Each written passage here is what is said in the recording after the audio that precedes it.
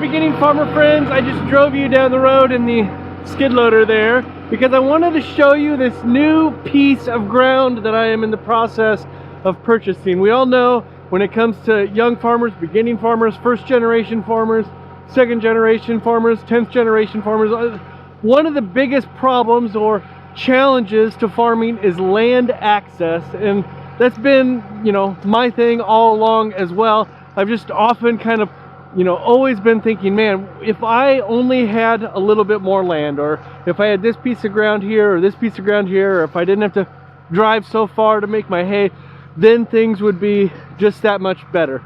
So I am very excited that I am in the process of purchasing this new piece of ground. Let me tell you a little bit about it. This piece of ground that I'm purchasing, as I'm walking through it right now, is about a 5-acre piece of ground. It is not too far away from the farm, and it's very wooded, as you can see. So it's not necessarily going to be pasture ground, and it's not even something that we're going to turn into a savanna. I would say this is really going to be like a wood lot for the pigs, flash graze the cattle and the sheep through it from time to time, but really focused on gaining a little bit more ground for the pigs. It is a bit overgrown. I believe this stuff like these right here, these are Japanese honeysuckle, and they are everywhere in here, but there is also a lot of walnut and oak. It was a seeding project back in the 90s with walnut and oak, and so there is a planting of trees throughout this, and also, as you can see, some cedar trees as well, and some very nice, well-defined deer paths here.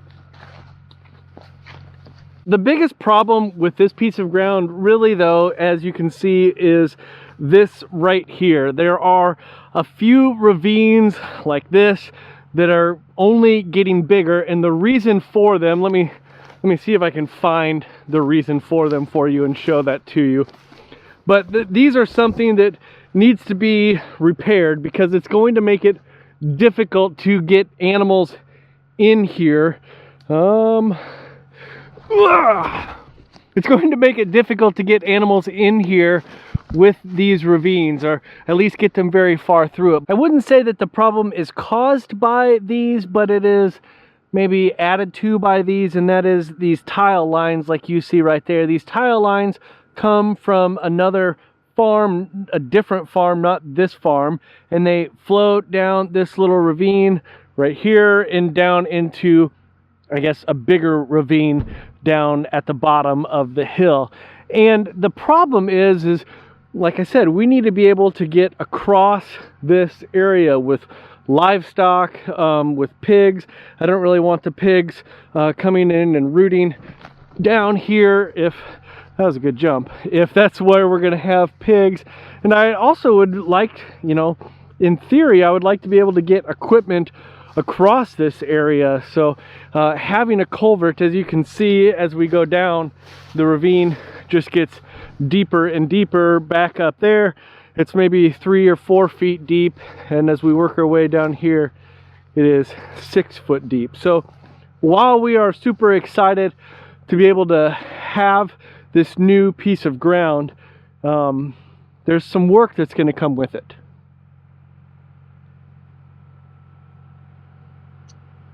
So you may be wondering, how were we able to come across this piece of land? How were we able to be in the process of purchasing this piece of land? And I'll tell you the truth, this is ground that we already own. This is our farm. This is 5 acres on the other side of our deep ravine. In fact, right over there, there's some fence posts.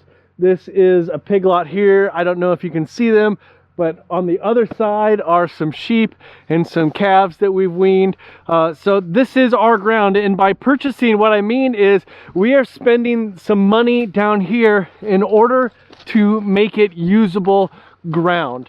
We're going to be trying to figure out, culverts or tiles that we can put in back there in order to cross these areas. And then we're using this new piece of equipment that I just purchased in order to clear it out so we can get some fence in, at least some temporary fence, and then get pigs, sheep, cattle in here in the, next spring, summer, in order to start clearing out some of this scrub brush and keeping things like these big, beautiful trees right here growing.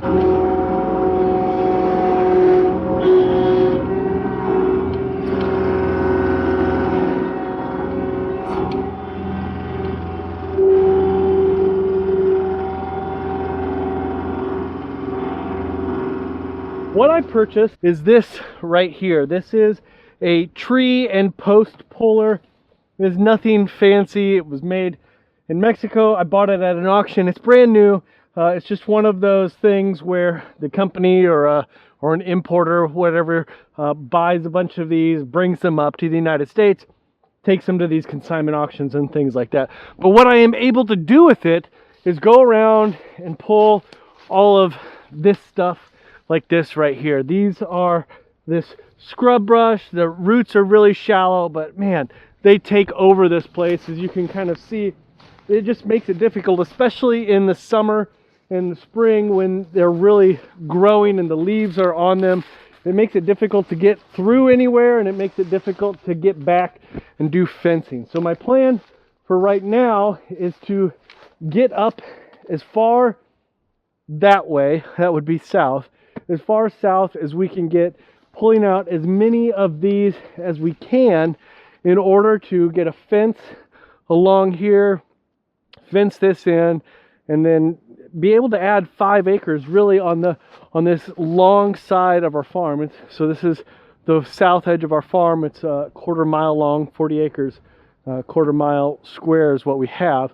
And so it would add a nice quarter-mile long section to our farm that, I mean, with all these oak trees and maple tree or walnut trees, excuse me, that are down here, oh man, it would just add some great forage area for our pigs, not only in the coming years but in years to come. So let's give it a try. Let's see what we can get done today.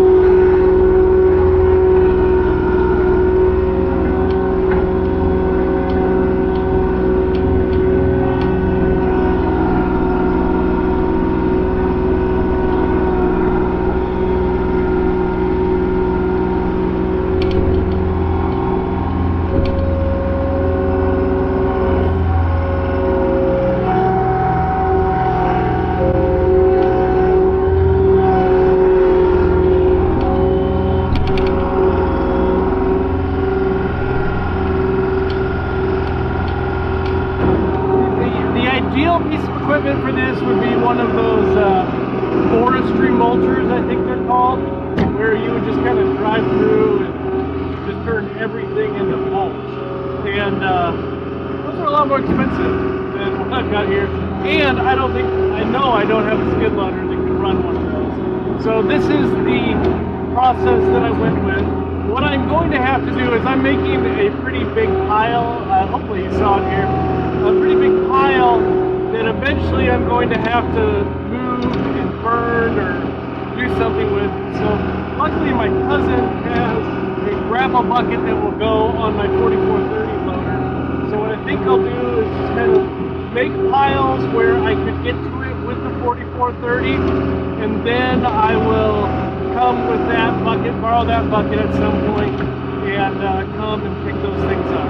I do want to talk a little bit about why I'm buying land this way as opposed to, like buying actual land. And one reason is this is going to be substantially cheaper. Of course, I had the purchase of this piece of equipment. There's going to be more purchases that need to come along, fencing obviously, but these whole ravine issues, culverts, tile, whatever we're going to have to do, that's going to take money. So it's not like I'm getting land for free. I'm going to put a lot of labor and I'm going to put some money into it. But I want to show you why this is what I've decided to do, because there has been some land for sale around me. It hasn't worked out. So what you're looking at here, and I'm going to try to be as brief as I possibly can, is what I'm guessing is a 2021, somewhere around there, satellite view of our farm. You can see up here, hopefully you can see my mouse pointer. Up here is kind of our home base area, the winter lot where we keep the cattle in the winter, the hoop house is over here, our shed is right here, our house is right here. Just before anybody goes crazy, it is at an angle for a reason, because our house is angled that way so that it catches the sun perfectly, which then we just had all the other buildings line up with our house, our driveway. I just wanted to get that out there.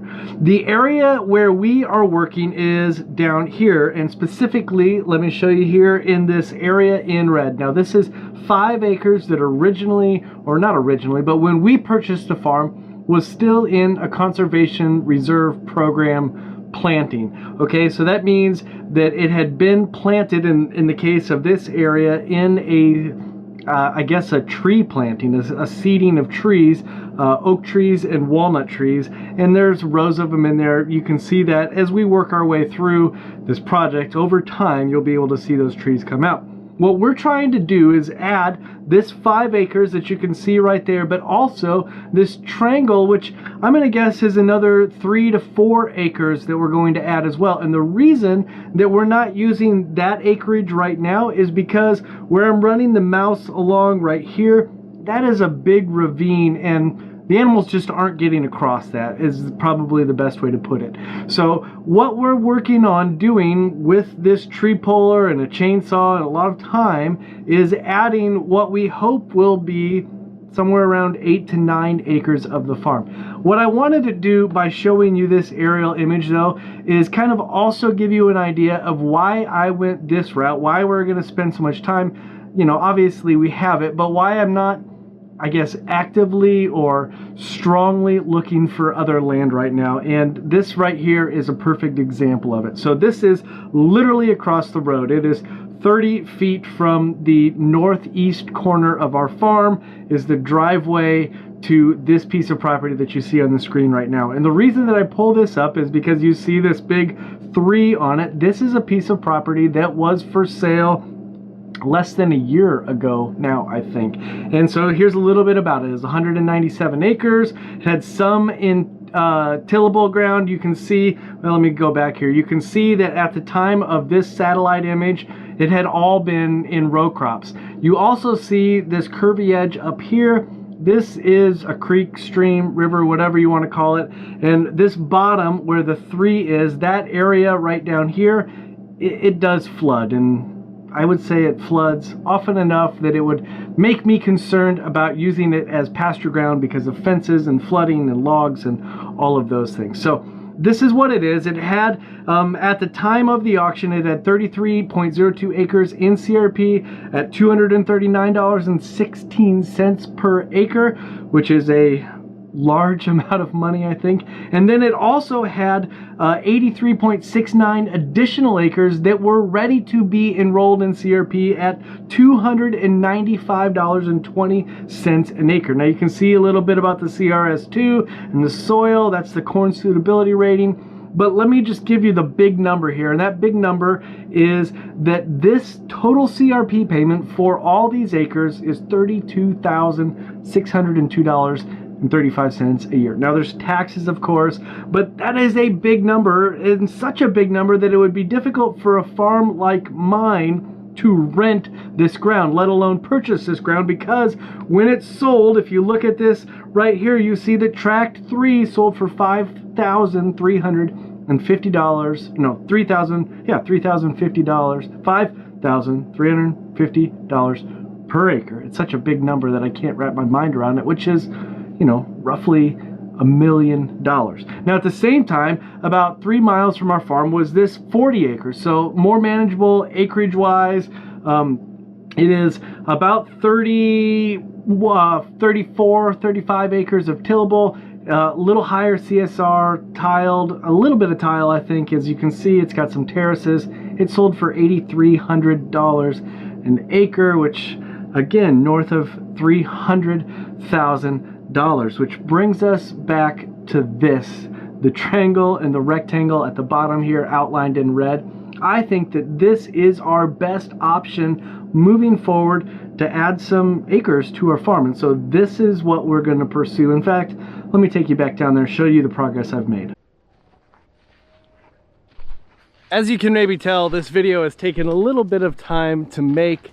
and we've made quite a bit of progress as I kind of walk around through here, show you what we've got done, the areas that we've cleared. And actually I would say we've made a decent amount of progress. I'm basically standing on the fence line right now. Now, there's a lot of ways to go, and I need to use my saw here to get to the big chunks, but my goal is this. The goal is that by spring, and this area, it sets a little wetter than some areas on the farm.